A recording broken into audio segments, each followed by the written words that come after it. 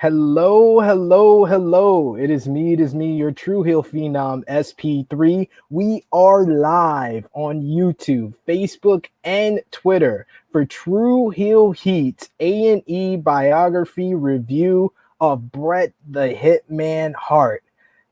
Yes, if you are joining us live, thank you for joining us for the finale of the WWE on A&E Biography. We are waiting for the connoisseur of reporting, Mr. Romeo Anthony Cologne. North Korea is still playing games with his Wi-Fi and connection, but we have a special guest for the finale of the WWE Legends A&E Biography. It is ironically enough the man who came up with the idea for us to do these reviews when the Stone Cold documentary was coming out. He hit us up in the True Heel Heat chat and he said, why don't you do the reviews for the WWE on A&E? And it's been very successful, so we had to have him on this finale. He is the three-time baby making champion. This is Ness. Thank you, good brother SP3, and also the connoisseur reporting once he gets here, for having me on. Yes, it was my idea to do this, but I knew that you guys would take this to way higher heights than I expected. You guys have definitely took this, ran with it, and made this one of the best running shows on our YouTube channel. And I just gotta, as much as you give me the credit that it was me that said this, you guys have took this way above and beyond of anything I was ever expecting. So credit to you guys as well. No, thank you, sir. It was a great idea. So I had to invite you on. I did not know that would lead to North Korea abducting our conductor of reporting, but we hope he can join us on this A&E Biography review of Bret the Hitman Hart. If you're watching us right now on YouTube, drop us a like. Share this video with all your wrestling fans, friends, and family. Of course, if you are new to the True Heel Heat YouTube channel, smash that subscribe button. Almost 60% of you watching these reviews, ironically enough, are not subscribed to the True Heel Heat YouTube channel. Let's change that. Hit the subscribe button, hit the bell to stay notified so you always get alerted whenever we go live right here on True Heel Heat. If you're watching us on Facebook or Twitter, drop us a like. Drop us a heart emoji, a laugh emoji, an angry emoji. However, this A&E Biography review of Bret the Hitman Hart, it made you feel. Let us know what those expressions. Those expressions help us out a lot. It helps other people get alerted about these videos. You can tag a friend in the live chat if you want them to watch along with you. And of course, the live chat is for you guys to be a part of the show. So you can put your thoughts on the A&E Biography of Bret the Hitman Hart. Let us know in the live chat what your thoughts on each part of this story or on Bret Hart in all. And of course, if you really want to make sure you're a part of the show, because we try to get to as much of your comments as possible, but to guarantee you are a part of the show, you can drop us a super chat. $1 or more will get you entered into our True Heel Heat 130 special call-in edition. We're going to go live the Saturday before WWE Hell in a Cell, and you will be a part of the show. You will be able to call in. You will get the link to be live with us on True Heel Heat. So definitely, ladies and gentlemen, we always appreciate your support and we always want to make you a part of the show. So those super chats are very important. And speaking of which, we had a super chat on last Friday's Dark Side of the Ring review for Grizzly Smith. In my opinion, the best episode of season 3 of Dark Side of the Ring, talking about Grizzly Smith and his family, Jake the Snake Roberts, Rockin' Robin, Sam Houston. And we had the good brother, Montblanc 034 donating $10 donation. Thank you, good brother. You've been very supportive of True Heel Heat. You are one of the elite good eggs of the True Heel Heat community. And he says, all I can say is Collision in Korea was crazy. This was super heavy.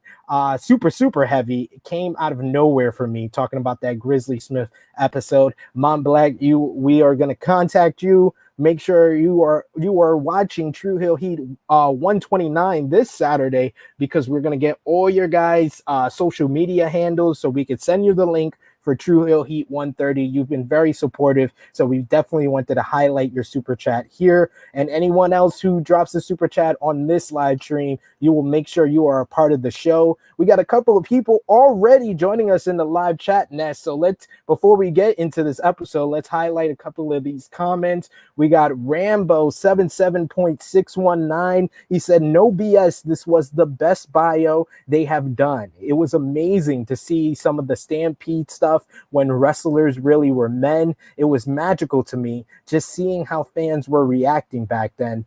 We also got WrestleScope saying, "Good morning. Didn't get to watch the show yet. Will later this morning. Still want to be on this discussion, though." Thank you, WrestleScopes. You are one of the supporters. We appreciate you joining us in the live chat for Dark Side of the Ring and this one. You've been very supportive to True Hill Heat, and we always appreciate you. You are part of the ethnic YouTube community, and you're ethnic YouTuber extraordinaire. Appreciate you.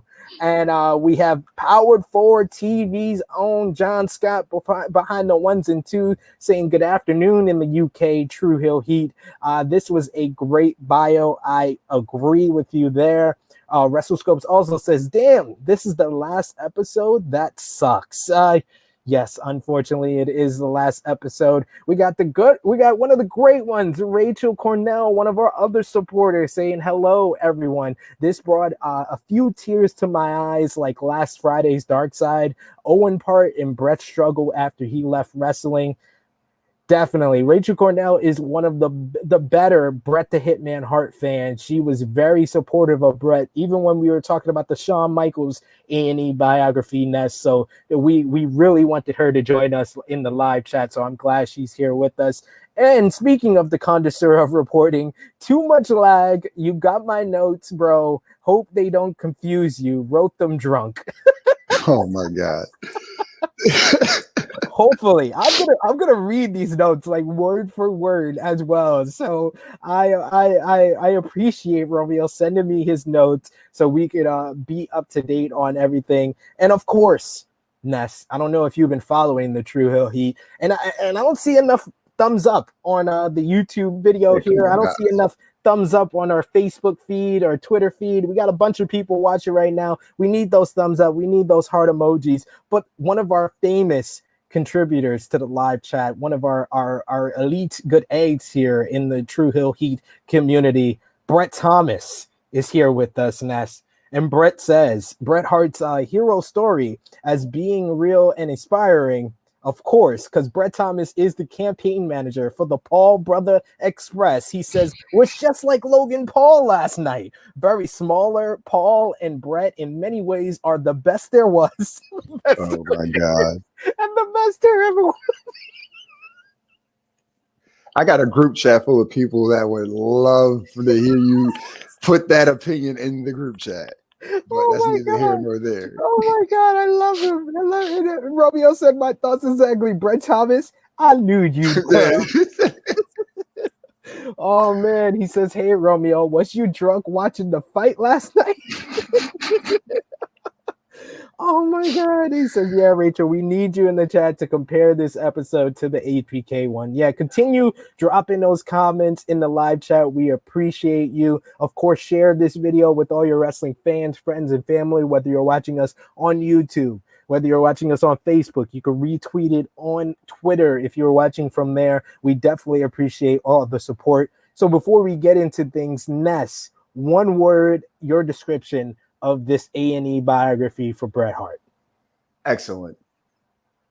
This was excellently executed, for sure. So let's get into it. First, we started off this A&E biography with Bret the artist drawing himself as champion. We then hear the words of one person who has been very polarizing when it comes to these A&E biographies, as far as I'm concerned, or as far as our previous reviews are concerned. Sam Roberts says that Bret was the first superstar you saw a human being in. And I will say that was probably Sam Roberts' best contribution to this entire season of WWE on A&E, because that is an apt description of Bret the Hitman Hart. We start things with giving Stu Hart his flowers. We see Helen and Stu when they were younger. Even Bret saying that Helen was hot stuff back in those days. We then talk about how they got together. They met each other. We see that Stu was absolutely jacked Yeah. when he was younger. I did not expect that. I hadn't seen a lot of younger photos of Stu, but he was absolutely jacked to the gills. And he met Helen when she was a little bit younger than him. I think they said about 7, 8 years younger than Stu. But they met and they instantly created a love connection. They got married very young. And then we move on to basically them going into coming to Canada and moving there. And they had a 22-room mansion for the Harts. And they even had a bear living under their porch. And of course, we had cartoons to associate with those. And we went through the siblings of the Hart family, 12 brothers and sisters. We saw the Keith, we saw Bruce, we saw Bret, we saw Owen, we saw Diana. What was your expression, your reaction from this first bit talking about Stu and Helen meeting up, and then the large Hart family, and of course the bear cartoon and the bear licking Bret's feet clean because he would drop chocolate on his foot to make it to allow the bear to lick it clean. Well, one, he is a very dangerous man for doing that because I'm not letting any wild animal, especially not a bear, lick anything, touch me, whatever the case may be. But I think this was a great introduction to Bret's story. You got to see where he came from, see what drove him to want to be a professional wrestler. As much as I'm big on family, you're big on family. They had a big family, so it just showed why so much that he was all about family going forward, and just seeing like the story behind it with there being 12 brothers and sisters, and as always, it's not going to be always be enough to go around for everybody, but they made do. And I think he took that upbringing and just stretched it on throughout the remainder of his life, and even added it to his own family. Yeah, and I think that the basically the love and the family that Stu and Helen created, you would see is an ongoing theme throughout Bret in his career, in his life, and the connections that they made as a family. It always is a constant story thread throughout this biography episode. So we also talk about Archie the Thumper in a feud with Stu Hart. But Bret talking about when he was younger, seeing Archie the Stomper, around his father, and realizing something was wrong when he would get his paycheck from Helen Hart. This is Bret basically coming to the fruition of how the wrestling business worked, even at his young age.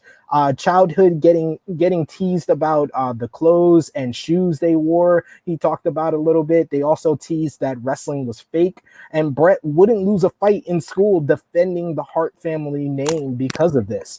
We have Allison Hart, who is definitely a great contributor to this, Bret's sister, and Natalia explaining the dungeon. And the infamous dungeon is talked about. We even have cartoonage of Stu stretching different people. Even one of the cartoons looked like MJF. I thought that was intentional at one point.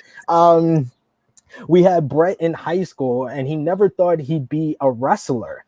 He actually was a part of the high school wrestling team, but then he got a love and affection for movie making. And we see his first movie that he ever made, which was he basically got an iguana and he called it the Lizard. And we see footage of the small cars that they would use with the lizard attacking the cars and how he made it. But his movie never got to completion because the iguana died. So how do you think? I love this part, honestly, because I instantly said, as I'm watching this with my wifey, I'm like, oh, he actually got to make movies, because he got a lot of his wrestling is art, and it is a movie how he would basically put together his matches. But how did you like discovering that Bret was a director at a young age? I had no idea that he had other loves such as just art and then like filmmaking, things of that nature. And I want to say, like, it's a sad thing that the iguana died, but if he would have pursued that, who knows, we would have had Bret the Hitman Hart in professional wrestling. He might have gone on and put all that energy and thought into just filmmaking and just in art and drawing and things of that nature. So in a sense, it kind of, I guess, worked out for himself, and then for us as the fans to appreciate his technical ability and then just his wrestling prowess. But who knows, in a parallel universe, Bret Hart could be an award-winning director and things of that nature. So you never know, it could have went a completely different way. Earth 2 Hitman was Steven Spielberg probably. And we got Romeo in the live chat saying the cartoons added a nice touch to the bio. Yeah, it made it very different from the other bios that we've seen, and it added a little bit of a personal touch with Bret, knowing that he was a cartoonist. We're gonna take a little bit of a veering off because Bret Thomas is in the live chat talking his trash talk on the Paul brothers. He asks a question to Romeo, which I'll ask to you, Ness. He asks Romeo, would you agree that Logan could face Bryan in a wrestling match? I think Yes Movement with Paul's following would be bigger than any AEW/WWE pay-per-view. Just one match would smash it. What do you think, Ness? Hell no. I'm sorry. It's you can box or you can throw hands somewhat, but to actually, well, you can wrestle as well, but it's going to take some dedication and definitely some just a dedication. I think I don't see that coming from either of the Paul brothers. Is maybe Jake, because he seems like the much better boxer of the two. If you saw Logan at certain parts of that fight last night, did not look like he was fully prepared to be a boxer, especially against one of the greatest boxers of all time. So exactly, yeah. And that's just like one of the greatest wrestlers of all time, and Daniel Bryan. So, but we know Bryan, he could definitely make anybody look like $1 million. So this is true. Now, do I think it would sell out more than AEW or WWE? No, because boxing is bigger than wrestling. It's always going to outdraw wrestling, but I don't think it would equate to the other. It's still wrestling at the end of the day. But yes, let's go back into what we're here for. Bret, let's talk about Bret the Hitman Hart. Your namesake, Bret. But yes, Bret the Hitman Hart gets into wrestling to be the best in the family. He was small, but he got bigger as Cowboy Joe, I believe, is one of the wrestlers from Stampede Wrestling talks about. We get some great Stampede Wrestling footage. We see Bret's older brothers who wrestled, as well as a brother that was a referee and wrestler. All the boy Harts are in wrestling. We see the whole family tree breaking down how some are either wrestlers and referees, or just wrestlers, or even a wrestler. Ross is a wrestler and a promoter, and then the girls all marry wrestlers themselves. Of course, that's highlighted by Diana marrying Davey Boy Smith Jr. But we also see Natalia's mom, Ellie, who married Jim the Anvil Neidhart. And I love the footage of young Jim the Anvil. I've never seen Anvil without the signature long beard. Seeing him younger, a little bit more jacked. I love that footage. What did you think about the Stampede Wrestling footage in this one? That was some classic stuff right there. Like some of it, like you said, I've never seen a good chunk of that, even though like I've had the network and never like took out the time to review it. But it was nice seeing it at the time. Absolutely. And you got to see that Bret was very talented, even in those Stampede Wrestling days. The drop kicks, he was just smooth in the ring. I love one where he does like a kind of like a judo throw, throwing a guy into the turnbuckle, upside down into the turnbuckle. Just great stuff. And he was so fluid even back then. And you saw some of the things he would use in the WWF even back there, like the way he pinned and then the elbow drop from the second rope. So good stuff right there. then we transition into Stu Hart selling Stampede Wrestling to Vince McMahon.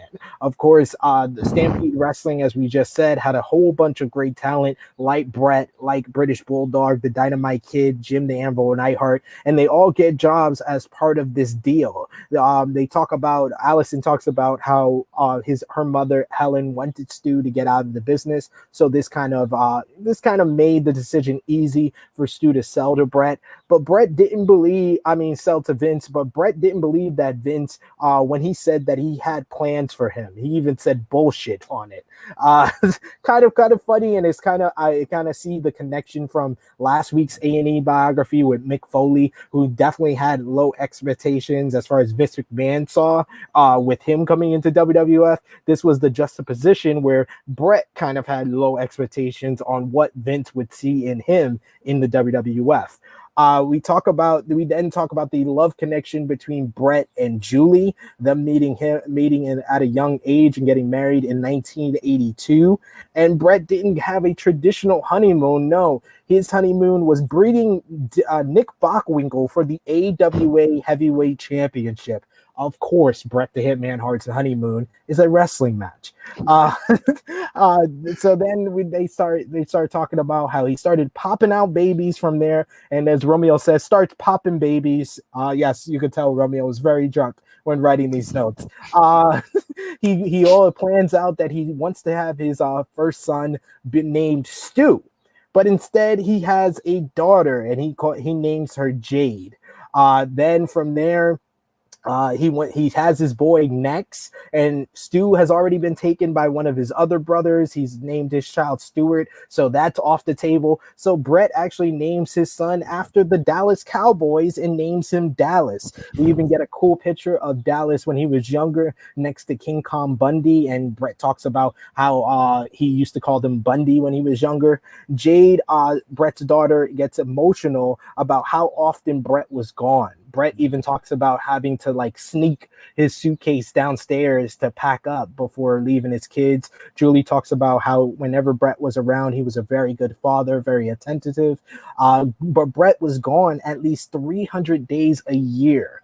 We see a Bret Hart graphic in his early days in the WWF as they transition to him coming into the WWF in the 1980s and really not having too much of ideas and plans. As Vince once said, he wants to name him Cowboy Bret Hart, which was a choice. It would have been a choice. It would have been definitely a choice. We even see Bret with the cowboy hat, but then we transition into the Hart Foundation.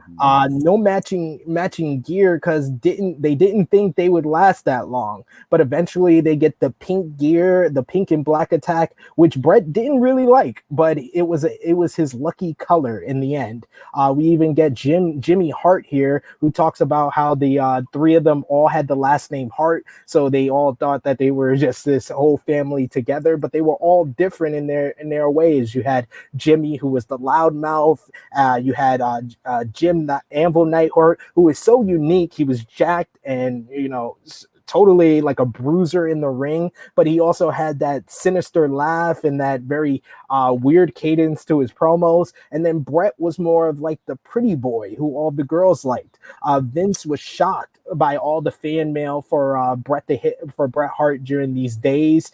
We even get Edge talking about how the Hart Foundation was such a great tag team, just having, Anvil be the power of the team while Bret was so smooth and the technical wrestler. What was your thoughts on the Hart Foundation during their early days?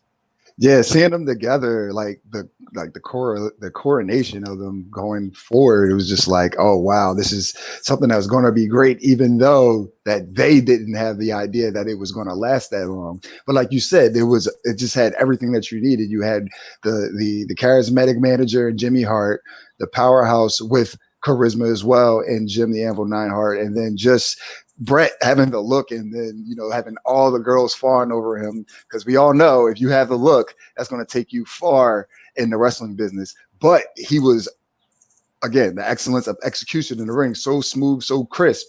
So everything worked out exactly like how it kind of should have. Like we had every component which you could have or you would need for something to be, you know, a great team. And that's exactly what they had. And that's exactly what they were. Were you watching during the time when the Hart Foundation was together? Just starting, yeah, just like I was just getting into wrestling around that time, so it was, and I thought they were all related too, because you know you had Jimmy Hart, Bret Hart. I didn't know how 9 Hart worked in there, but Hart was at the end of the name, so I'm like, all right, they must be cousins or something. So it all works out. Yeah, I was the same way. Like I was like, oh, they have to be related. Yeah, I thought they were like blood brothers during like the early days. And I remember because you know the Hart Foundation when I really started like getting into wrestling, they I went like back more to watch some of the Hart Foundation stuff, and I just saw them against like the British Bulldogs all the time, and the British Bulldogs were the more like babyface team, but I always liked the Hart Foundation a little bit more. What about you? yeah, they were a little bit cooler. So, you Yeah. know, just basically, yeah, they were cool. You know, they had the shades and they just look cool. So I'm like, oh, all right, yeah, I like these guys. Yeah, they had just the cool look, the leather jackets, the pink glasses. They were just cool personified, and this Yeah. started really the popularity of Bret as a single star as well. Let's see a couple of the comments that we got here in the live chat. Very active today. Thank you everyone who's joining us. If you haven't already, drop us a like. If you're new to the True Hill Heat YouTube channel, smash that subscribe button. We got Rachel saying, I loved seeing the cartoons and showing us the ones Andre enjoyed. I'd only read from Bret Hart's bio book about them, but seeing them was a great addition to this episode, something new. Yeah, definitely. And it showed that Bret was talented in multiple different ways, not just in wrestling, but he was very popular. He was very, you know, talented in his cartoon work. We got Jason Michael Campbell on Facebook commenting, thank you for joining us, JMC. We got, he said, sup guys, I just got done watching that documentary this morning. It's pretty cool that we got to see his ex-wife and his current wife. Yeah, I thought that was an excellent touch. And it shows that they have a pretty good relationship if they're able to, you know, if they're able to have Julie a part of this documentary. And she was a great contributor. What did you think about Julie overall? Yeah, it was great to have her in there. You know, Brad was a good father. You know, it just sucked that he wasn't home because of his job. But the reason he was on the road so much was to provide for his family. You know, it kind of offset. You know, he wasn't able to give them time, but he provided for them. So at the end of the day, I'm sure he wished he could have been there more, but he provided for his family. At the end of the day, as a man, that's what we do. That's what we do. You know. Absolutely. We got Carnage Payne joining us saying, hello, everyone. How are you all? This was the best one for me. I'll say that now. Bret's just too honest. That is really one of the better traits of Bret. And that's why I've always liked Bret a lot, is that he's always honest. No matter how, if you agree with them or not, Bret says how he feels. We also got Jason Michael Campbell joining us on YouTube as well, not only just Facebook. He says, I was watching that matchup with the Rockers in the Hart Foundation from Saturday night against Main Event, and it made a vet that did an air. Wow, okay. And then I think we have a lot from Bret Thomas here. But Bret, like I said, let's talk about the biography and not the work job that was that Paul Mayweather fight. You could say you got Big Fight Weekly later on Power 4 TV. You can go over there and talk about it. We got Romeo saying, did you agree with Sam Roberts that Bret Hart was the first superstar you saw a human being in? Might have been his best contribution in the entire biography series. That's what I said earlier. I totally agree with you, Romeo there. What about you, Ness? Yeah, I agree, because he wasn't an over the top, like he wasn't a crazy gimmick type of person. He literally was a wrestler. This is me. This is what you're going to get. And it worked for him. You know, it just took off because, again, the ladies loved him and he can wrestle. So between the two, you got the women that will love you and then the men that will love you for your craft. So, of course, they just put them together, made him a megastar. Yeah, I thought it was really ironic that they called Bret a smooth talker for, you know, all the stuff we've heard over the years about Bret not being a good talker. He was considered the smooth talker of the group with the Hart Foundation. I felt like that was kind of ironic. But yeah, like we said, Vince was shocked by all the fan mail for Bret, and that led to him making the decision to turn Bret into a single star. Bret admits talking was not his best part of his game at first, but as he got more comfortable, he got to talk more about like the legacy of the Hart family, being trained by Stu Hart, and Gorilla Monsoon always used to talk about it on commentary, which added to his legacy and added to the story and his background. We then got Vince acknowledging Bret not as big as others, Vince McMahon being on this documentary, but his heart and his background made him stand out. This leads to Bret having his first breakout moment as a single star, which was at SummerSlam 1991 in a famous match against Mr. Perfect for the Intercontinental Championship. And I would say for anyone who has never seen this match, or if you've seen it before, please go out of your way to watch it again, because it's technical wrestling at its best. It's a simple story, but it just works and it's timeless. And even I think Drew McIntyre was great in him talking about this matchup, talking about how Bret was working over the back, and then he would just didn't work over the back. He then went to the legs, and it all led to his finish, which was the sharpshooter, and him finishing off Mr. Perfect in a great way. I love the way he gets into the sharpshooter in this matchup. Like I said, worth going out of the way for the little things in this match, and it's very emotional. Bret talking about the honor that it brought to the family. We see the great moment with Bret hugging Stu and Helen in the crowd. What was your thoughts on this famous match between Bret and Mr. Perfect? This definitely was a career-defining moment because one, you have a Hall of Famer in Mr. Perfect, just giving the rub to and I wouldn't say up and coming, but someone that was looking to break out on his own in Bret Hart.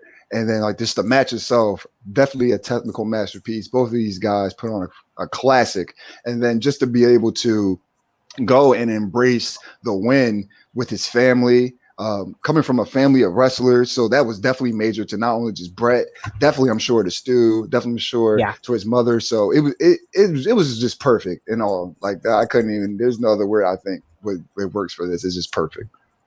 It was perfect in so many different ways, and such a great SummerSlam match. Probably the first great SummerSlam match outside of probably the Hart Foundation versus Demolition the year prior. I think Bret in my eyes is Mr. SummerSlam, and that falls into what we would talk about next year in this A&E biography, which was the famous British Bulldog versus Bret Hart match at Wembley Stadium at SummerSlam 1992. We have Diana Hart here to talk about this matchup. We even see the footage of Diana's promo getting all emotional. We also see Helen Hart getting emotional about the matchup. I will say Helen was the better actress of the two. That's all I'm gonna say about that. But I love this. I love the simple story about this, about how Bret was so obsessed with being the best, and that obsession was leading to him kind of tearing the family apart.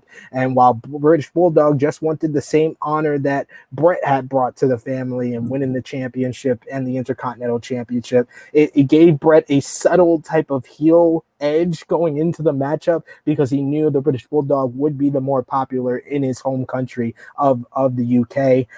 80,000 tickets are sold. They sell out the joint in 11 hours. Madonna and Michael Jackson had the previous record for selling out quicker, which SummerSlam 1992 broke. And we see footage of the great match. I love this was probably Diana's best part of the entire biography, with her reliving some of the spots. And it looked like she just knew the spots off the top of her head. Like this match was so vivid in her memory that she was able to kind of know what her emotion were for each and every spot in the match. And I love it. I love it for that. What was your thoughts on this matchup and overall the whole Bret and Bulldog program going into SummerSlam 1992? Yeah, the storyline for Bret, it just made sense for Bret to try to like play that subtle heel role, because there's no way he was going to be more over than the Bulldog in his home country. But then the match followed was great. Also, it was another family thing, as much as it was the SummerSlam match that catapulted Bret versus Mr. Perfect.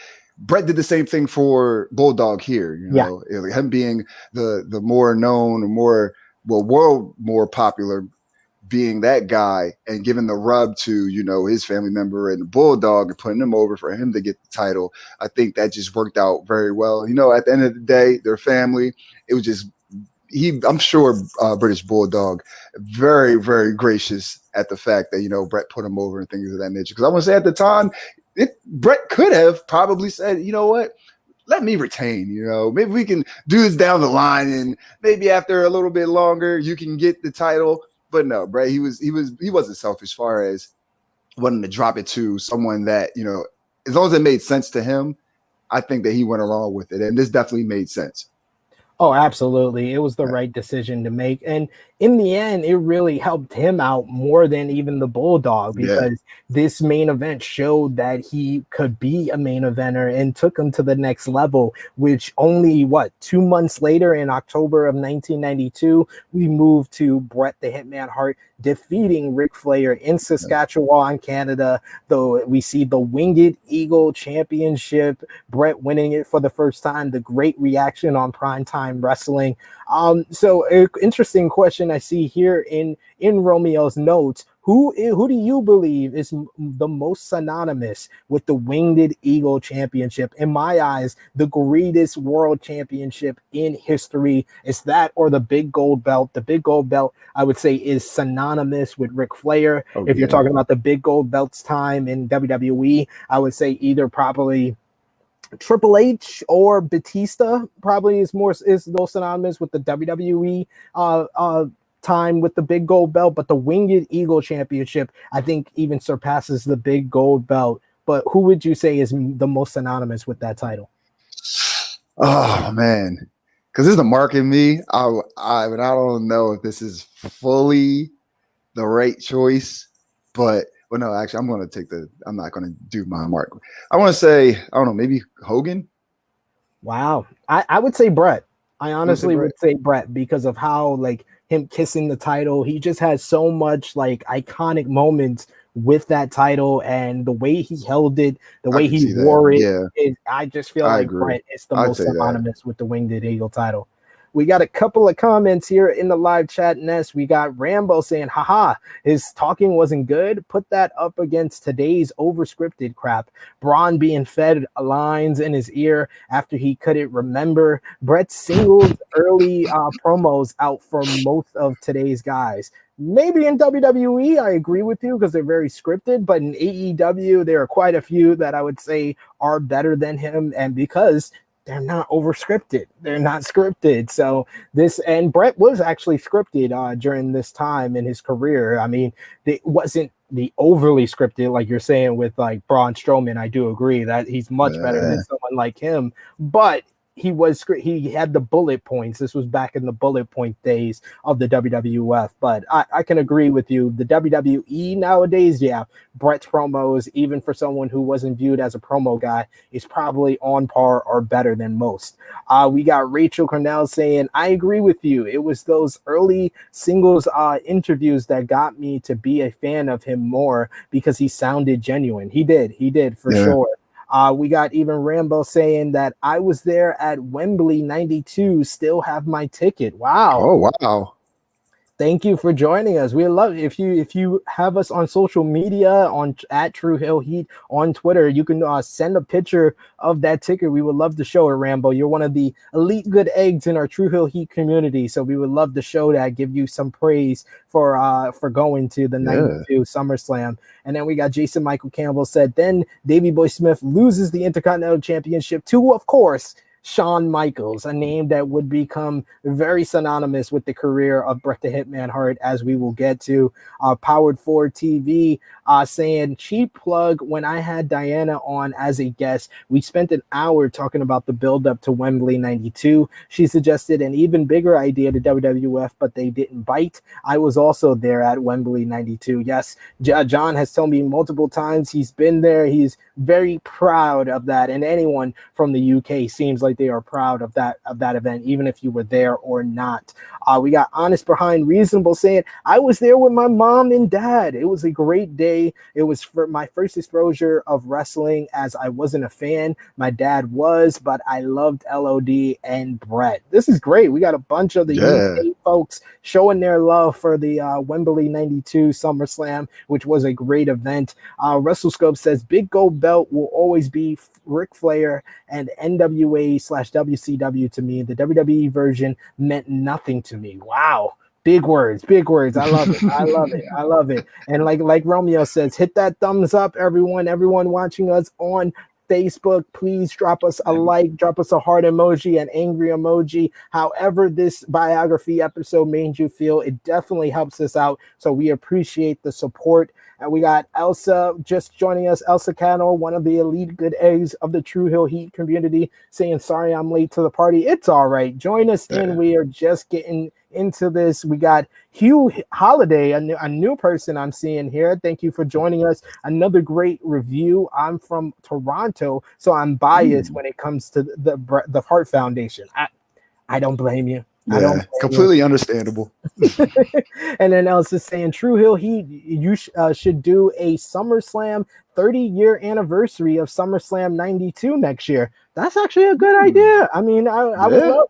We love going back in time and watching historic events. My wife Tia, she was there as well as SummerSlam 1992. She calls Bret versus Bulldog the greatest SummerSlam match of all time. She was a little upset with my article for Sportskeeda Wrestling. Cheap plug there. Check out my top 10 SummerSlam matches of all time. Spoiler alert: British Bulldog versus Bret Hart is not number one. I'm sorry, all my UK and Canada people. It's in the top three, though. It's in the top three. Don't worry. Hey, top three. That's still great. Absolutely. But speaking of that top three, and speaking of famous Bret Hart rivalries, we see, like Rachel said earlier, we see a little bit of the cartoons from Bret Hart with him with Andre, Goldberg, Hollywood Hulk Hogan, and then we move on to what, in my opinion, the greatest rivalry of Bret Hart's career, Bret versus Owen. Gotta love Bret talking about how he would be the one to look after Owen when he was younger, put his shoes on, help him get to school. And Bret wanted to elevate Owen. We get the talking heads talking about how Owen, like Jeff Jarrett, talking about how Owen was always talented. He had been made a lot of promises during his time with the WWF, but never was taken to that next level. Edge says he played his part. Owen played his part so well as the bratty younger brother, and I 100% agree with you there, Edge. WrestleMania 10, we move on to with the famous opening matchup with Sam Roberts calling it the greatest opening matchup in WrestleMania history, and I think it's not even close. I think that this is bar none the greatest opener in WrestleMania history. The only match that I would say has even got to a level just below it is probably Daniel Bryan versus Triple H. But Bret and Owen, it's timeless. You can watch it today and you would be amazed and say that it's better than probably 80 to 90% of the wrestling matches that you see during this time period, which is some of the best wrestling ever. But Bret and Owen were on another level. The jealousy leads to them feuding throughout the entire summer. We see the later on at WrestleMania 10, Bret defeats Yokozuna to become the WWF champion. I love the scene at the end of this with Owen in the aisleway while everybody's celebrating Bret. Like, I beat this guy earlier tonight, but you guys are all celebrating my brother still. He just played that jealous role so well. It leads to Owen winning the 94 King of the Ring, which leads to, in my opinion, the greatest steel cage matchup in WWE history, Owen versus Bret at SummerSlam 1994. We then move on to Survivor Series 1994, where Owen costs Bret the title with his basically manipulating his mom to throw in the towel for Bret when he was in the chicken wing crossface. I watched this match a couple of months ago, Ness. He was in this crossface for about 10 minutes. The final like 8 to 10 minutes of this match is just Bob Backlund having the chicken wing crossface on Bret Hart. It's ridiculous how long he has it on. So I totally understand Owen using that to his advantage and manipulating his mom to throw in the towel. This is Dave Meltzer actually talking about how Owen cost Bret the title.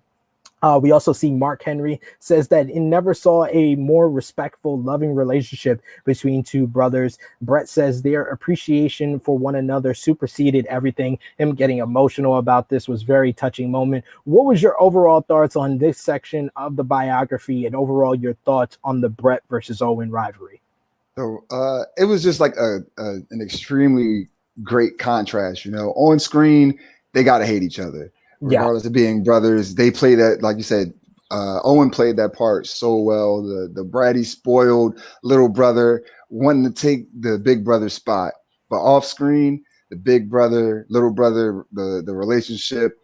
Just like Mark Henry said, you didn't see a better relationship between two brothers, and growing up, being around each other. Bret being, pretty much the caretaker of Owen, making sure he got to school on time, making sure, his shoes were tied and things of that nature. It just showed that, Bret wanted to take real life and put it onto the screen as far as wrestling. Like, no, I'm going to elevate him. And he did just that. He elevated him as much as he could, better than, WWF management at the time, and it sucks that they made all these promises to Owen, and we've heard that so many times over years. plans change. Yeah, all the time. But it was definitely great that the fact that Bret took the time and it was like, look, we're gonna do this. Like, I'm gonna have my brother work with me and get the recognition that he deserves. Absolutely. And I like I said, it's one of the all-time great rivalries in WWE, WWF history. Romeo talking about Elsa's idea to do the anniversary of SummerSlam 92, saying great idea. We also got Honest Beyond Reasonable saying, how legit was Stu? He looked like a beast and not to be messed with. I wish they would do more on Stu. Absolutely. I think Stu Hart, they should do a lot more as far as documenting his career and his impact on the industry, of how many people he helped train throughout the dungeon. I think that would be its own documentary on its own. We got Rambo saying Bret had some incredible programs, like Owen was just insane. Shawn and Bret long term that interlinked when they were doing their own programs. I wish we would see them. Yeah, absolutely. We're going to talk about the whole Shawn and Bret. And speaking of which, I got to highlight my shirt, WrestleMania 12, Bret and Shawn. I had to rock that for all the people in the chat that are both Bret and Shawn fans. I was a big Bret and Shawn fan, and whoever was a Bret fan or Shawn fan, I had to show love to both sides. We got Romeo saying Bret really had a ton of natural stories / angles that wrote themselves when you look back on it. Yeah, whether it was the British Bulldog, whether it was Owen Hart, they just wrote themselves. I mean, the one that I would say, because, they transitioned from the British Bulldog to the Owen Hart feud, which is understandable because the stories are very similar, brother-in-law versus brother, brother versus brother. But the one rivalry that I wish they would have touched on was the rivalry between Bret and Jerry the King Lawler. What about you, Ness? Yeah, as much as I remember it, it would have been nice to be reminded of it, because they were, as I want to say, kind of short, but they could have threw that in there. I know it was like a 2 hour. Their rivalry spanned like 2 years. For the show. They could have spent some short time on there and not go into it how they did with Bulldog and Owen. But yeah, they definitely could have. They could have threw that in there. They could have. Absolutely. And I was talking to my wifey during that portion. I was like, damn, I wish they would have touched on that, because I hated Jerry the King Lawler. Yeah. That's because he used to beat up Bret Hart. Him attacking Bret after Bret won the King of the Ring just pisses me off, even to this day when I rewatch it. We got Jason Michael Campbell saying, but they all still loved each other beyond the scenes. That was great with the admiration that had Bret and Owen both. Yeah, absolutely.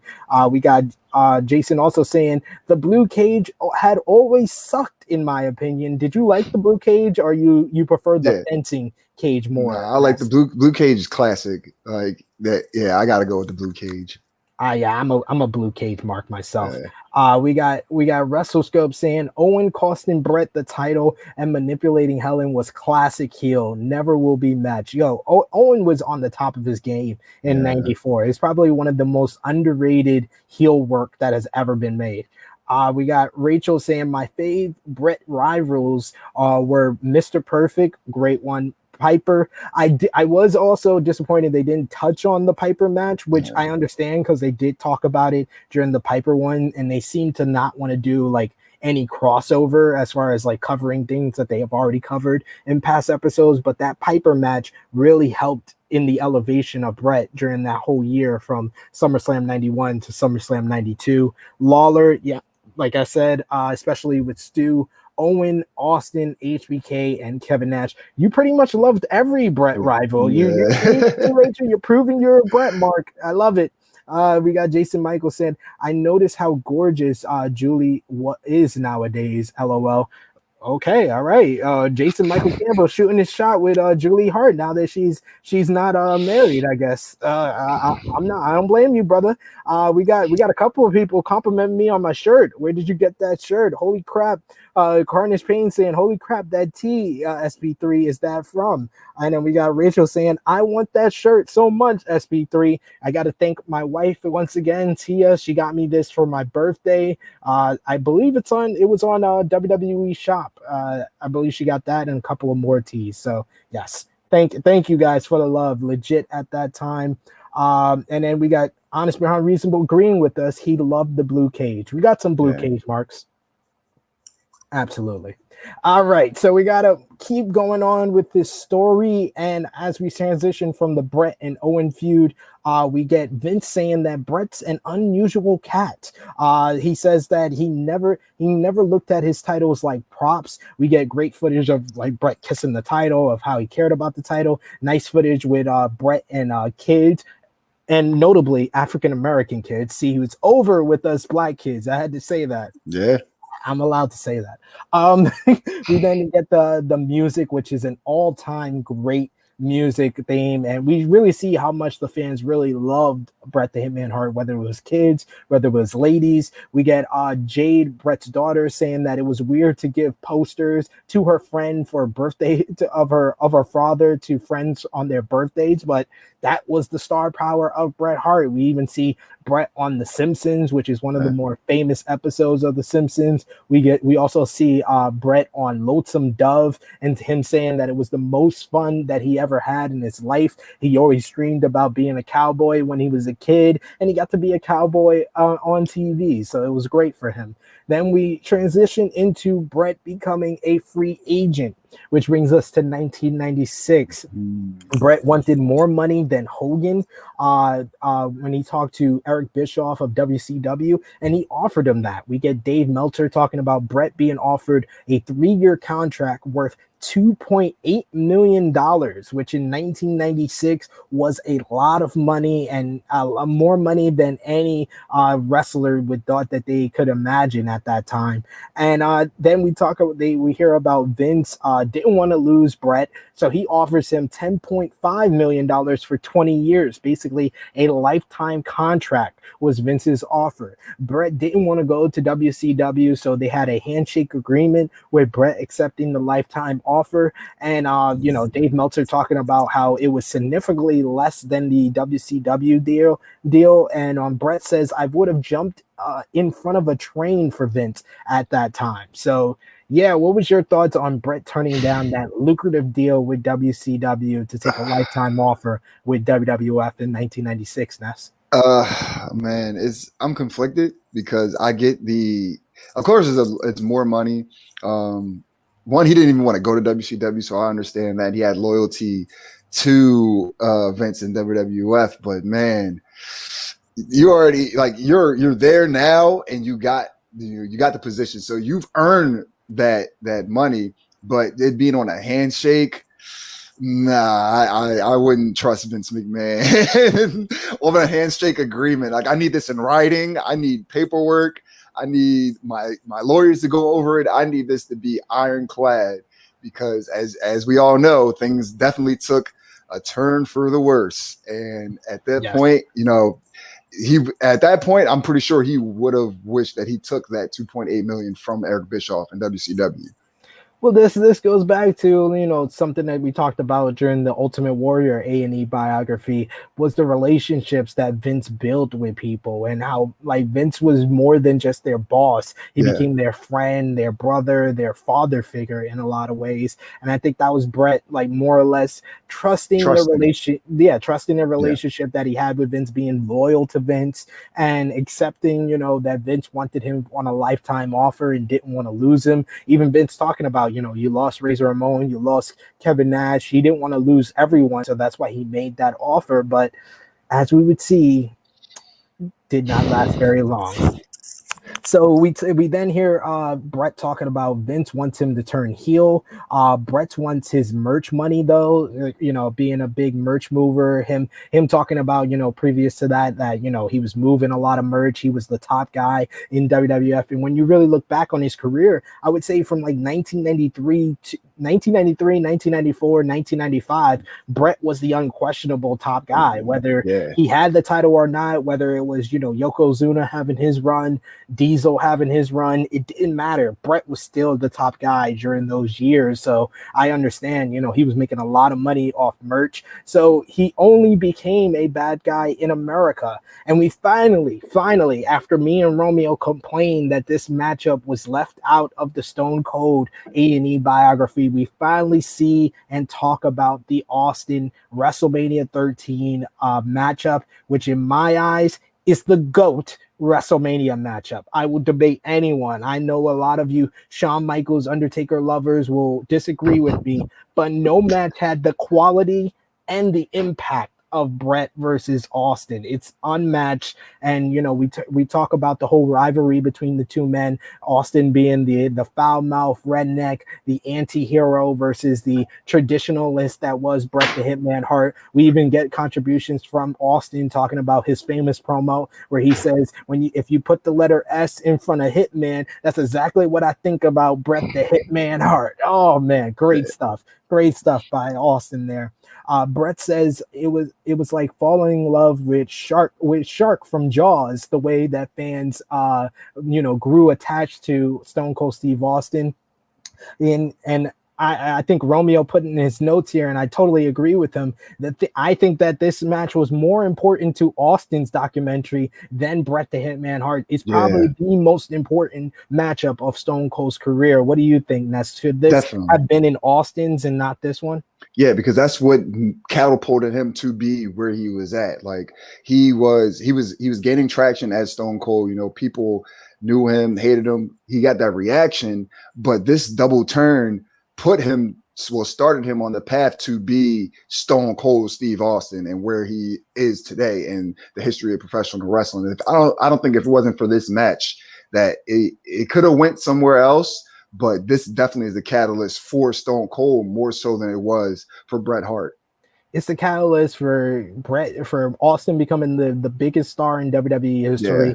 For, in my opinion, Bret's best run ever, which is the anti-American Canadian hero. And more importantly than all of that, it's the catalyst for the Attitude Era. It's probably the match that creates the whole Attitude Era. So it just feels very short-sighted to not even include it in the Austin documentary. And I feel even in this one, they kind of brushed over it a little bit and they didn't focus on it as much as they could have. We get Raging Jay, aka Drunk Guy JJ, saying, "Just finished watching this, man. This was great. Totally agree with you." Romeo saying they went into Lawler Bret on Hidden Treasure show with Jerry talking about it, but it's a very important feud in Bret's career. So I wish they would have talked about it here. Yeah, and then the Treasure show is just not even about anything else except for the memorabilia. Like this would have made more sense. Exactly.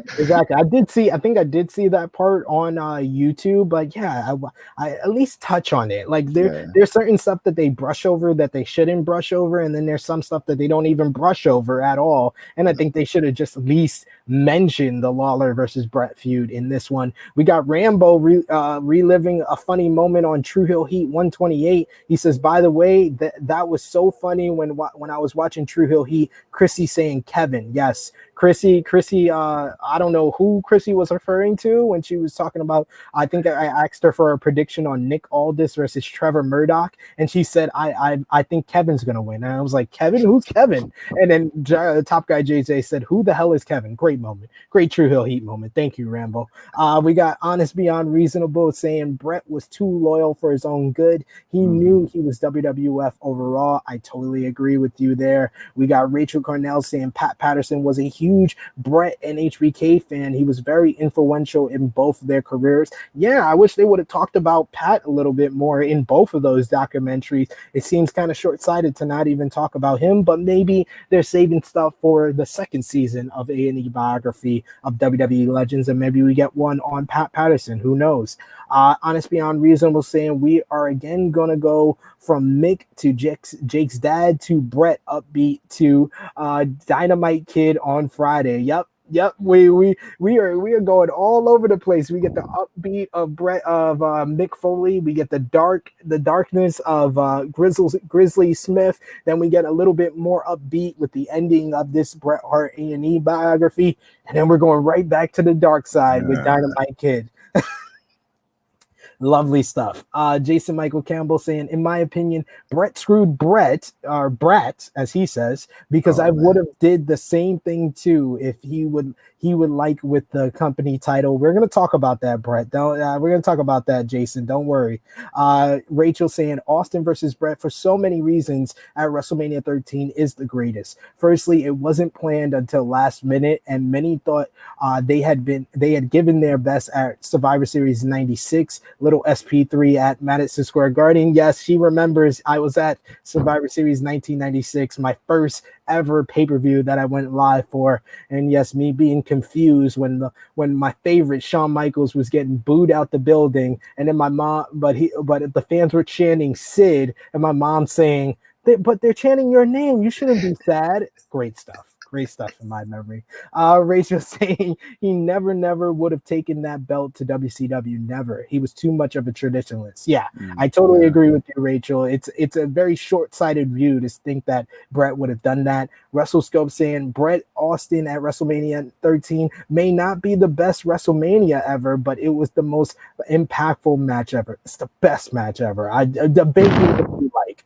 Debate me if you like. Mark Lloyd saying Bret never screwed Bret. We're getting a lot of contrasting views here. We need to get to it. Not yet. That's it. Everybody's arguing already. Romeo saying I need Dame Lillard to drop the loyalty like Bret Hart did. Oh my God.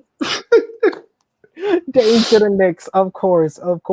Rambo saying, oh my God, SP3, it's happened. Finally, we agree. Bret and Austin Mania 13 is the best Mania match. I totally agree with you there. And Jason Michael Campbell saying, oh good, so these biographies are not a one-off. I'll be glad about that for sure. I think because of the success, I think it's done really good ratings for A&E. I think it is going to be continuing, guys. So don't worry. I think we're going to get more next season. But that brings us to probably Bret's most infamous or famous rivalry with your boy Ness, your personal favorite, the Heartbreak Kid Shawn Michaels. And this is where the Bret, Shawn, and Austin bios all intertwined. We see a lot of the Bret and Shawn Michaels stuff from the Attitude Era. They skipped out on the WrestleMania 12, which I understand because they covered it in the Shawn Michaels biography. But we see the promos like Shawn talking about sunny days. We also get very good perspective from Bret and Shawn talking about their infamous locker room fight in Hartford, Connecticut. Both of them seem to have the same story, so you kind of tell it's a legit story. Bret talking about grabbing Shawn's hair and dragging him all over the locker room. Shawn talking about Bret taking a lock of his hair out of his head. And then we then move on to Vince basically letting Bret know that he can't do the 20-year deal. Vince leaves Bret with no other choice but to go to WCW. We hear Vince talk about how he couldn't live up to the deal and that he would broker a deal so Bret could sign with WCW and make as much money as he can over there. But of course, first, this happens in August of 1997, which at SummerSlam 97, Bret infamously wins wins the WWF Championship from The Undertaker thanks to Shawn Michaels in an errant steel chair shot. Yeah. And this is when Bret is finally informed. So Bret is the WWF champion, and he's basically a free agent. Now he's signed with WCW, but he still has the title. And of course, this is all that leads to the Montreal Screwjob. Bret doesn't want to do the honors for someone that has no respect for him. Bret tells the story about how he went to Shawn when he was first informed that that Vince wanted him to drop the title to Shawn Michaels, and Shawn tells him he tells Shawn that he has a lot of respect. He's a traditionalist, so he doesn't mind dropping the title to him. Shawn replies with, "I appreciate that, but I wouldn't do the same for you," basically spitting in Bret's face. For lack of a better words, I would say Shawn was such a dick at this time. Very accurate. Very accurate. Yes. Vince says that he had to do what he had to do here, though. Bret would lose to anyone. He even goes out and says he would lose to Steve Austin or Steve Lombardi, who is the Brooklyn Brawler, but he would not lose to someone who has no respect for him, like Shawn Michaels. We talk about the Wrestling with Shadows documentary, which ironically was on A&E back in 1997 or early 1998, and it's getting filmed. And the conversation between Bret and Vince is actually taped because Bret doesn't take off his microphone. Whose idea did you like here, Ness? Did you like Bret's idea to just have the Shama's finish, or did you agree with Vince about changing things up? No, I agree with Bret. I always thought that, I mean, I might say it in a joking way, "Oh, Bret screwed Bret," but at the end of the day, Vince screwed Bret. Like, first you promise him this major contract that at the time you possibly had the money and you could have, but then as you should know what your finances are looking like a little bit before you promise somebody that type of thing, and then to go back on your word, again, as men.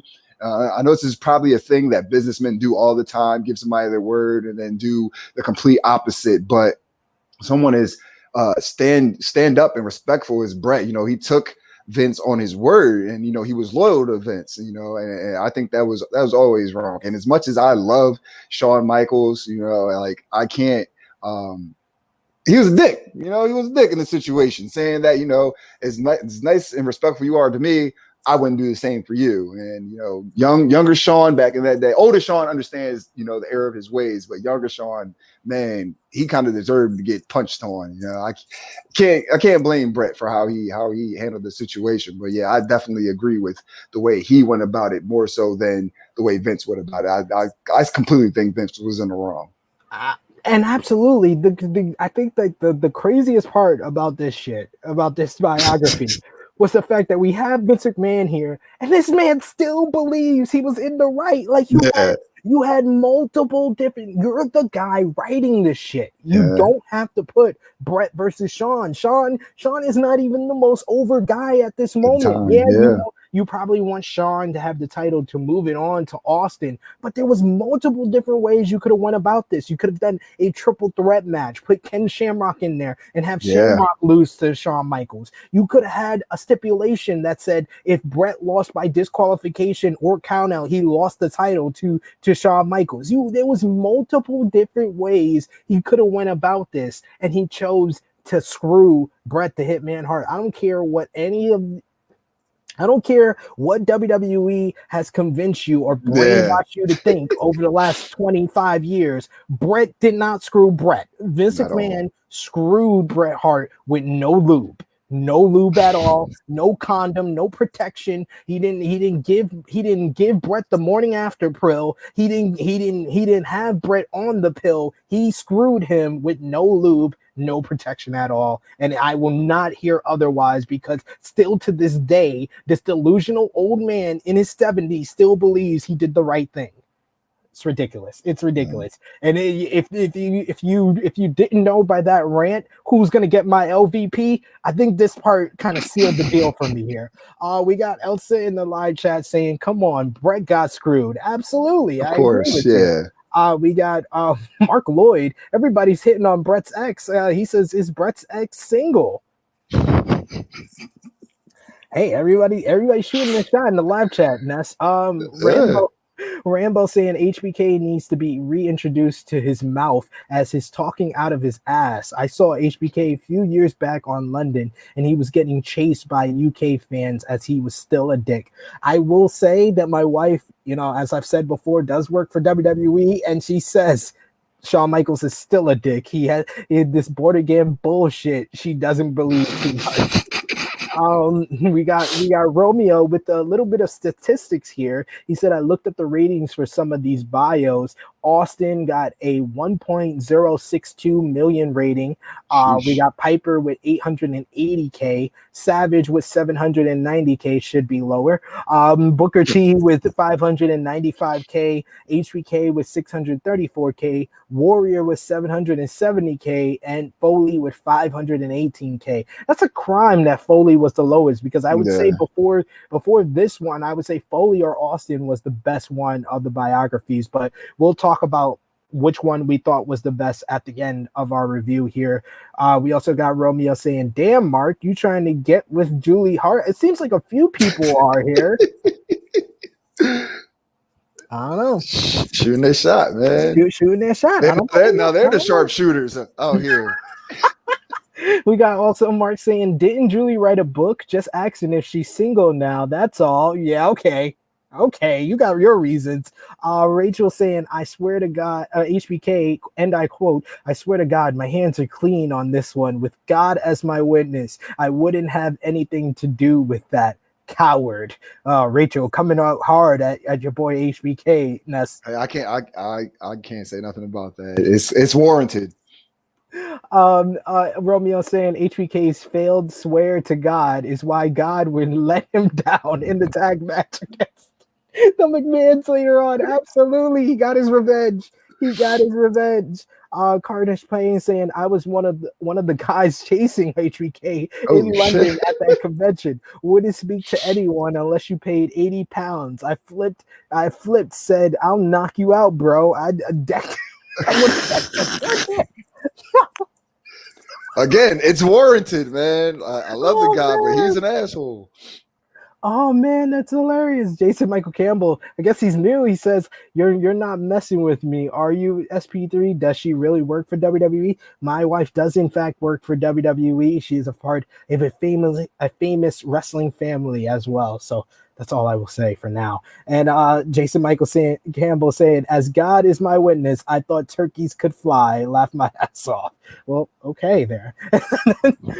We continue on with talking about the Montreal Screwjob. Yes, a DQ finish is agreed upon between all parties. We hear Shawn talking about he's going to do what he has to do, and he felt like a sense of responsibility with Vince giving him that spot to screw Bret. Okay. Bell rings, and we see Shawn putting Bret in the sharpshooter. In my opinion, up until the screw job, I say this is Bret and Shawn's best match. Like, it was crazy. It felt like proper attitude era craziness going into this, a brawl all over the place, classic stuff. But of course, the finish is Shawn putting Bret in the sharpshooter and Earl Hebner signaling for the bell. Vince telling the timekeeper to ring the fucking bell, and Bret after this spits on Vince. Vince says he's really good. He's really good at that.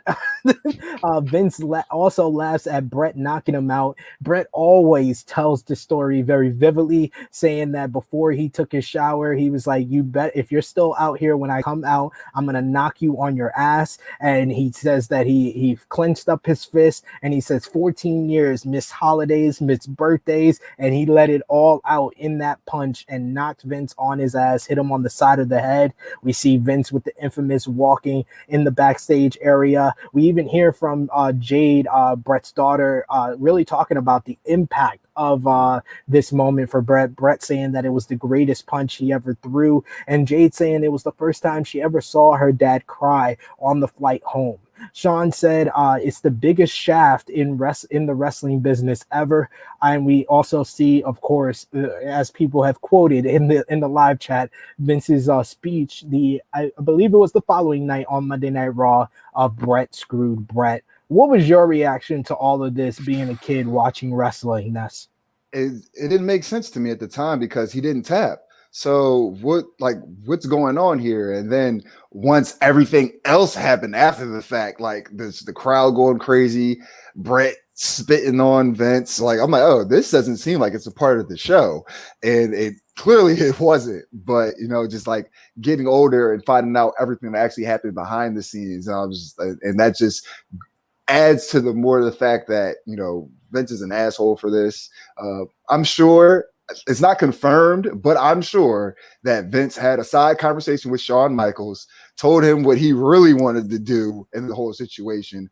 Those two knew what was going on throughout the whole situation and just left Bret in the dark, which at the end of the day is pretty fucked up. You got somebody that, like you said, 14 years, miss birthdays, miss holidays, miss time with his family to build your empire, and you give him the shaft.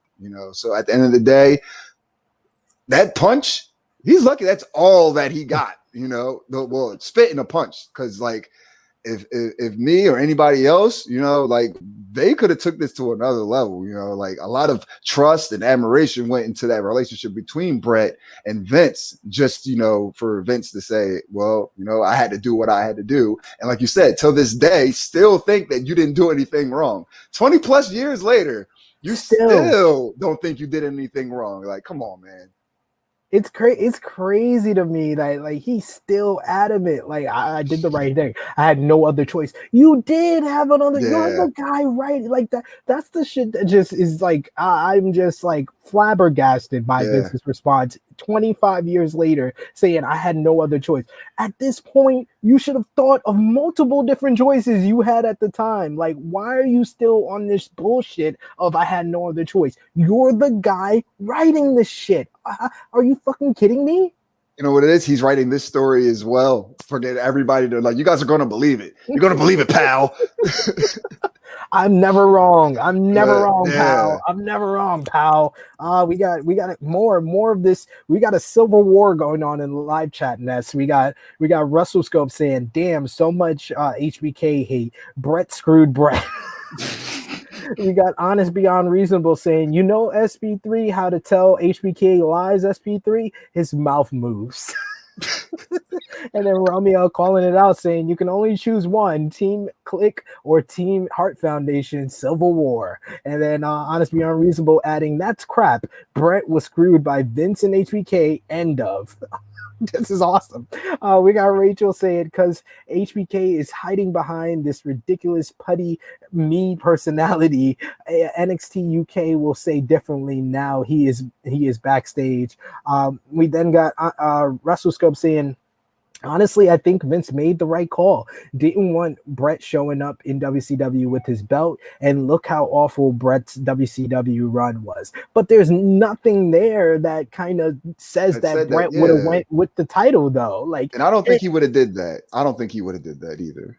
No, and I can't say that Vince made the right call because he's writing the shit, and he had 3 fucking months to come up with a different main event for Survivor Series. Like, he knew he made the decision to put the title on Bret. Maybe if you said, oh, if he never puts the title on Bret at SummerSlam, he made the right call. Then I can agree with you. But he made the decision to put the title on Bret and then let him know, I can't honor our deal. You could go to WCW. And then he has 3 fucking months to come up with a different main event because Bret made it clear like months in advance that he's not going to drop the title to Shawn Michaels. So it's like, no, I cannot agree with Vince's call. His call is not right because he is the motherfucker writing this shit. I'm sorry for a lot of curses here, ladies and gentlemen, but it's like, it's mind-boggling that Vince is convinced that he had no other choice. And there are people that have been convinced that Vince made the right choice. Yeah. It's crazy to me. It's still crazy to me. And we got Carnage Payne saying, come on, dude, made the right call. You trying to wind me up? And he agrees with me. Vince had so many more ways out. Absolutely. And then Carnage Payne saying HBK isn't big either. He called the security that day as he said, put that class down. Oh my God. Oh my God. I love this. It's HBK hate is hilarious to me. And Mark Lloyd said, we're all Bret's kids with Julie then. Oh my Okay. God. This took a turn. We got WrestleScope saying Vince was paranoid. Hogan showed up in WCW. Vince had trust issues. Yes, he could have gotten the belt off Bret sooner. Yeah, exactly. He had so many other choices that I can't say that he made the right choice with the screw job. There was so many other ways. And Romeo, yeah, I agree with you. You could do a 2-hour biography on the Montreal Screwjob alone. You agree with that, Ness? Oh yeah. And then even if, like I say, they did, we would probably find out a lot more of that situation that we don't even have an idea of what happened behind closed doors.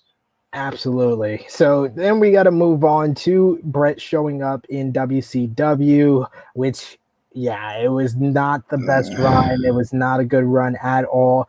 His sister Allison said it wasn't the same. And Bret says they were just stupid. Pretty much, yeah. Bret should have been a hero. He shouldn't have been booked to be friends with Hulk Hogan and join the NWO and immediately turn heel after only like 4 months with the company. It made no sense. And then we move on a couple of years later to, of course, Over the Edge, May 23rd, 1999.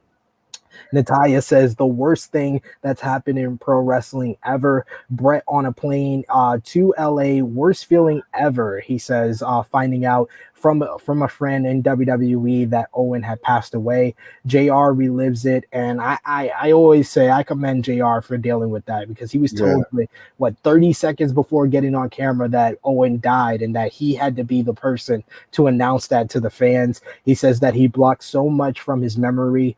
We see footage of the funeral in Calgary, how much love and how much adoration for the Hart family and Owen was there. Allison says that they never will stop grieving. You even see the brother and her like get emotional. Bret gets emotional talking about the funeral, talking about Owen's death. We get footage of Bret at Owen's tombstone. Allison says mom and dad did not recover from that either.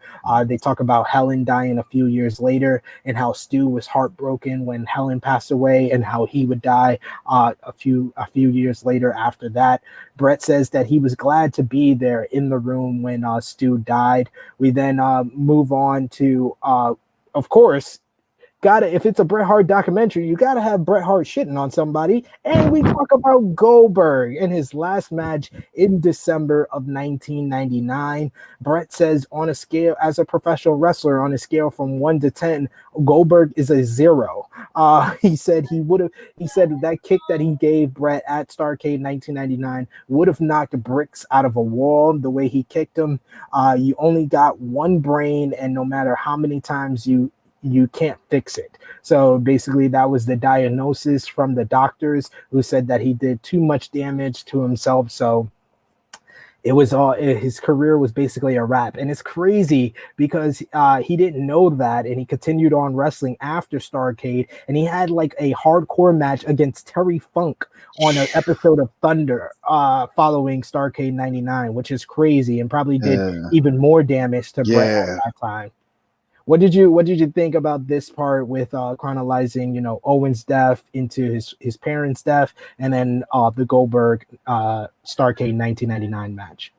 It kind of puts a perspective on Bret, like in today. I know a lot of people claim that he's bitter and like he doesn't get over things, but look at it the way, like, first it was the Montreal Screwjob, then it was this freak accident that resulted in the death of his brother, then his parents pass over, being heartbroken because of the death of their son and his brother, then going on to being concussed and, pretty much ending his career from the hands of Goldberg. So it was just like somewhat of I don't want to call it a downward spiral, but definitely some low points in his life at this point. But, people will call him bitter, but I see his warranty, like all these things happening going on. It would make anybody cold-hearted and not want to deal with too many people or not even want to trust other individuals after having this occurrence of events just keep happening and happening. But I'm glad that he, he got out of it and got out of the rut and didn't let those things take over his life completely. Yeah, and it was a really bad stress from 1999 to 2004, as he addressed him talking about the Goldberg match ending his career. Then he got a stroke in 2002 while riding his bike and getting into like a crash with the bike, which put him in a wheelchair for 3 months. Yeah. He had to learn how to talk and walk again. He credits his first wife Julie for helping him through that. They then talk about their relationship, how they got along for 50% of the time and didn't get along for 50% of the time.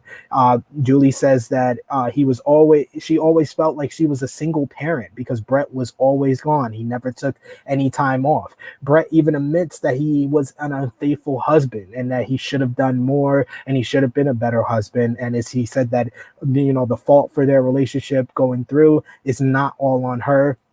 This leads to his divorce with Julie and him questioning a lot about himself and if everything was worth it. He talks about the screw job is like carrying a bag of rocks and how he had to carry that burden around with him. And then he finally says, what if he calls Vince and buries the hatchet? They kind of skipped over the fact that, in 2006, it's when he goes into the WWE Hall of Fame and he doesn't even want to be on Wrestlemania. He's still kind of bitter about everything. And it's not until he kind of meets his next wife, Stephanie, that he finally comes to the realization that he does need to return to WWE, be on Monday Night Raw, which is where we go to next, where he returns to WWE in 2010. JR says that Bret deserved that moment. I 100% agree with that. Yeah. And it's one of the most memorable Raws ever. It was really WWE's way of counteracting the first ever Impact that was live against them in 2010 on January 4th, 2010. And to counteract, Impact being on Mondays, they said Bret Hart returns to Monday Night Raw, which led to no one watching Impact at the start of their show because you wanted to see Bret Hart on Monday Night Raw. And we see him cutting a promo, calling out HBK. Sean says that they are synonymous for each other in their careers and they decide to bury the hatchet. Bret gets emotional and saying it was a good lesson for both of them. Sean talks about how they learned that there was more to life than just professional wrestling after all that time apart from one another. What was your thoughts, being a fan watching the Bret and Sean burying the hatchet in 2010? It was nice to see them reconcile because as major as the Montreal Screwjob was, there was some real heat behind it. So for these guys to, finally say, hey, let's just put our differences aside and actually, reconcile on screen. It was good for WWE and for TV, but you knew that there was a real story behind that. And at the time that, they finally said, all right, we're past this. Let's, just go from here on out. And then, let's just have a clean slate. So that, in my opinion, for me to be a fan of both of these guys, that was good for me to see. Absolutely. And it showed that, people can change and you can overcome a lot of issues that you have with certain people. We got Powered 4 TV Zone, John Scott in the live chat saying, one thing that I'll point out is look how good that HBK Bret rivalry was. That fact today we are still debating it and emotions even in the chat. Absolutely. Yeah. Not even Rock, Austin, Punk, Cena, etc. has this. I think that Rock and Austin has this, but that they are friends in real life. Yeah. So it's not as aggressive and as emotional as the Bret and HBK, even though they buried the hatchet, they're not the best of friends. So I think that's why the emotions are so high. But I still think that people still debate who's better between Rock and Austin, though. But I agree that the emotion is not as heavy as we're seeing in this live chat here. We also got Mark Lloyd talking about Bret saying Triple H was a 4 out of 10 also, and I'd agree with that too. Do you agree with Bret's assessments of Goldberg and Triple H in the past? Goldberg, yes. Triple H, no. I think Triple H is a solid 6. Yeah. He's definitely 2000 Triple H is like 9 out of 10, but everything else I would say he's a solid 6 out of 10. Solid 6. Come on, bro. That Goldberg is spot on though. Bro, come on, Goldberg at least had the look, so I give him a 2 out of 10. I can agree with that. Come on. Gotta be fair. Yeah. Rachel saying Owen's so sad. The stroke also, like half his body couldn't move. He had to learn to speak and walk again. I know in Bret's book, he said Vince called him at the hospital and wanted to help him out. And I think that's where, him starting to feel like, okay, I think it's might be time for me to reconcile with Vince, because Vince always, when something bad happens to these guys, he shows he cares. We hear that a lot of him, like calling people when they're, feeling like they're down in the dumps, or even helping people with addiction problems, with sending them to rehab and whatnot. So, for all the things we say bad about Vince, and all I will say bad about Vince later on in this review, I have to give him that. We got more love for Julie here. Elsa saying Julie was amazing for still being there. Mark Lloyd saying Julie has a nice personality. Mark Lloyd, I'm questioning you. I don't know. I think all his comments has been about Julie. Romeo said, I bet she does, Mark. I bet she does. Oh man, we got Carnage Payne saying when they did the 2010 Raw Sean HBK hug, I'd knocked him down with a backhand while I had the chance. Elsa saying HBK never changed. Damn. Oh man. Romeo saying if Bret and Sean can bury the hatchet, so can everybody in this track. Honest beyond reasonable saying HBK in 2002 didn't call. Did he? When he was at his worst, so-called born again spirit. What a crock. Oh my God.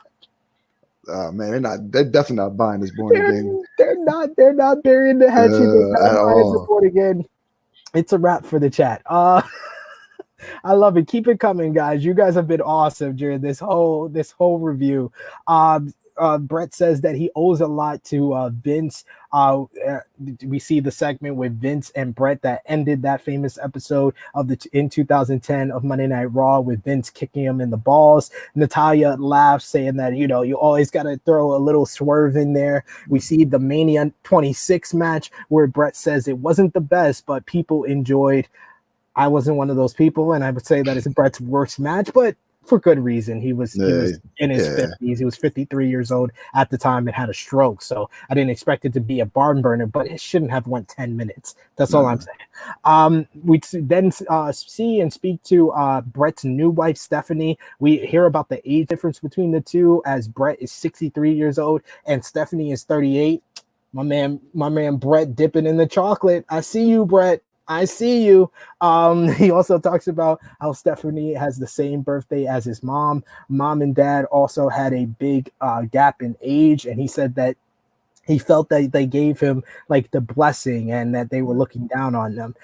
Stephanie talks about how she had to earn Bret's kids' respect. We see all of Bret's family at his home with the grandkids and his kids all grown up. We see Dallas all grown up, says Bret's house is now the nucleus of the family, similar to how the Hart mansion was for their family.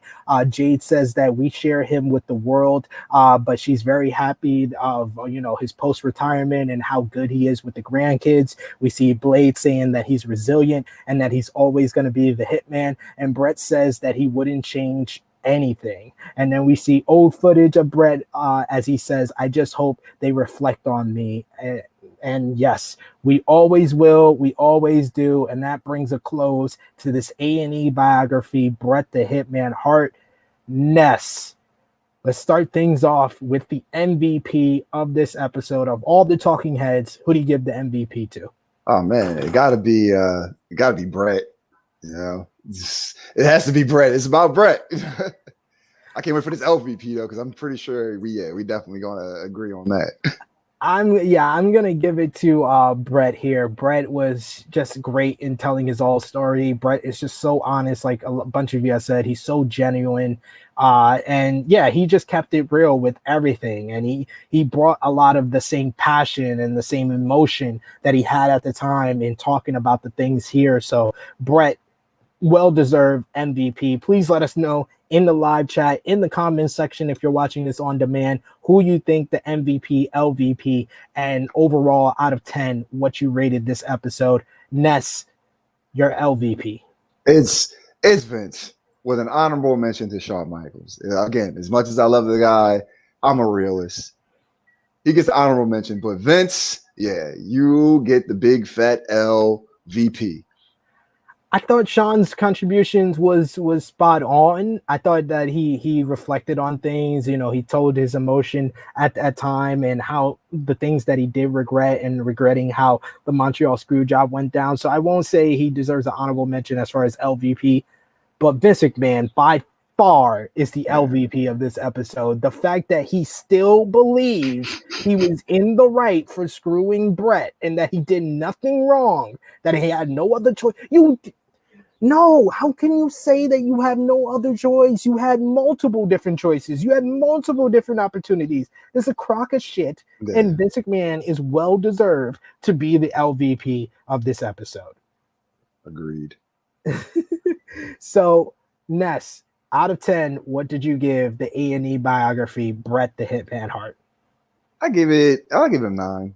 I think it was spot on with everything that we know. They left a little bit out of some things, like you said, the Jerry the King Lawler feud, and they could have probably touched on some other things. But overall, it gave me personally, a more in-depth look in the life of Bret Hart outside of the ring. Far as I didn't know he was into photography or filmography. I didn't know he was into art and he was a cartoonist. And then just so much background on how much he loved the family atmosphere and the big on family.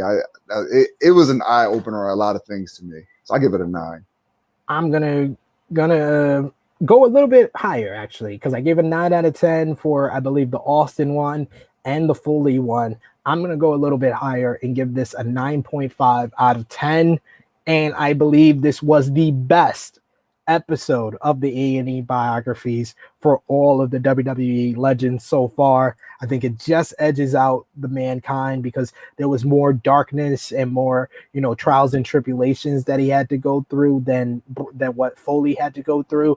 So I'm going to give this a 9.5 out of 10 and say it was the best A&E biography. Please let us know in the live chat what episode you believed was the best of the season. Ness, I will ask you the same question. What did you think was the best episode of the A&E biography series?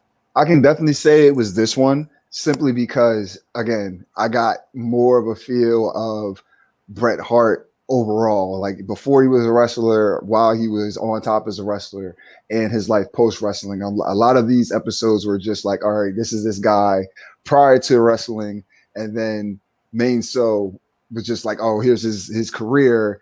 And then like, all right, this is what they're doing now. Like I got a better understanding of what makes Bret Hart tick as a wrestler and just his overall, the way he presents himself and carries himself throughout from his career to post his career as well. So I have to hold it to a higher standard far as respecting the life and career of Bret Hart. Yeah, I mean, like I said, it missed out on a couple of different feuds it didn't touch on, but yeah, I think that this is easily the best episode of the series, and I'm hoping that we get a second season of this. Yeah. There's plenty of more superstars I would love to see them talk about in this format.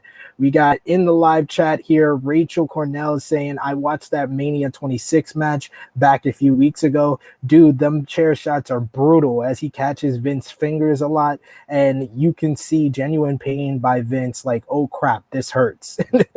Yes. I will say that Bret was stiffing him on the chair shots. We got Honest Beyond Reasonable saying MVP Bret Hart. Carnage Payne saying Bret easy. Rachel agreeing Bret, and she gives it a 10 out of 10. We got Romeo saying if A&E does more biographies, I want to see Triple H, Chris Jericho, Hulk Hogan, Undertaker, and Vince. I agree with most of those. I don't see Jericho happening because he's not signed with the company. We got HBK for LVP from Rachel. Expecting that somebody is going to vote HBK. I know it's coming. Oh man, I knew it was coming. I love it. We got Rambo saying Shawn Michaels LVP can't be honest. Mark Lloyd giving an MVP honorable mention to Julie, of course. Montel Page saying WWE must be doing these biographies. I don't know if that's a compliment or a shot at it. Romeo saying 9.5, my favorite biography, along with Sean's same score. I think this was better than the Shawn Michaels one. No shade to Shawn Michaels and no shade to the Shawn Michaels fans. I don't want to get the heat everybody else is getting, but I feel Bret was the best. We got Elsa with the 10 out of 10 for the Bret Hart A&E biography. We got Honest Beyond Reasonable 11 out of 10. Bret's the best, and he says HBK's the worst. Still Civil War going on.